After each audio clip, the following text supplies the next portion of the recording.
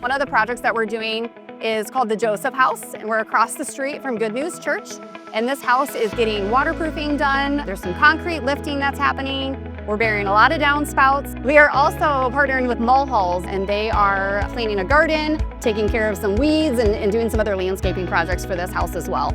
This year, we started having some water damage, and I contacted Thrasher because they're the best in Omaha, and found out that they were looking for some community projects. They have just been unbelievable in recognizing what the problems were, so they came and they're just making a huge impact. We could not have done it without them.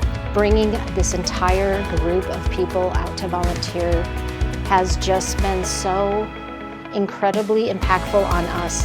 The cool thing about things like this is that there's such a ripple effect, right? Like, we're all out here, many hands making light work, and we're never gonna see or know the people that this impacts, but just to know that we had an impact.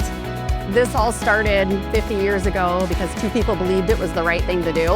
And the fact that we get to spend an entire day helping the community is a true testament to that. And so I think it's just really powerful to see a legacy live on 50 years later and have a huge impact today.